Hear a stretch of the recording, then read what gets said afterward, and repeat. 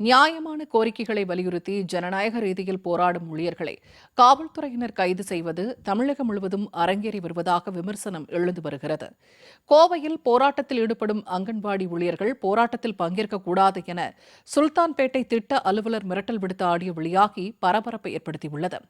அங்கன்வாடி ஊழியர்கள் மீதான அடக்குமுறை குறித்து விவரிக்கிறது இந்த செய்தி தொகுப்பு.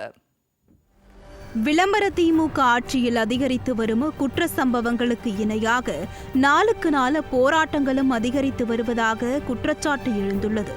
தமிழகம் முழுவதும் ஆசிரியர்கள், செவிலியர்கள், நியாய விலைக் கடை ஊழியர்கள், அங்கன்வாடி ஊழியர்கள் என பல்வேறு அரசு துறை ஊழியர்கள் தங்களது நியாயமான கோரிக்கைகளை வலியுறுத்தி பல்வேறு கட்ட போராட்டங்களை முன்னெடுத்து வருகின்றனர். அதன்படி கோவை மாவட்டத்தில் அங்கன்வாடி ஊழியர்கள் போராட்டத்தில் ஈடுபட்டனர்.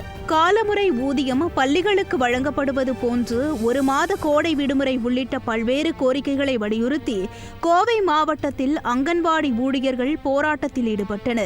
கோவையில் போராட்டங்கள் தீவிரமடைந்து வரும் நிலையில் 3ஆம் தேதி போராட்டத்தில் ஈடுபட்ட 500க்கும் மேற்பட்டோரும், 4ஆம் தேதி மறியலில் ஈடுபட்ட 700க்கும் மேற்பட்ட அங்கன்வாடி ஊழியர்களும் கைது செய்யப்பட்டனர்.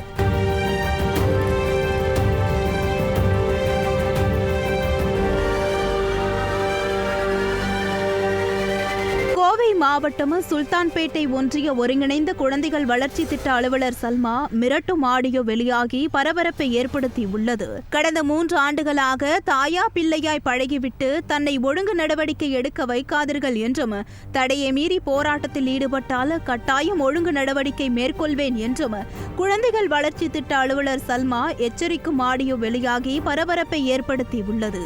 ஆல்ரெடி 81 பேர் கொடுத்துட்டு இன்னைக்கு எத்தனை பேர் போகாம ஊர்லேயே சுல்தான்பேட்டையிலே இருந்தீங்கிற லிஸ்ட்டும் எனக்கு தெரியும். வெள்ளிக்கிழமை போகிறதுக்கு பணம் கட்டிட்டு எத்தனை பேர் போகாமல் இருந்தீங்கிறது எனக்கு தெரியும்.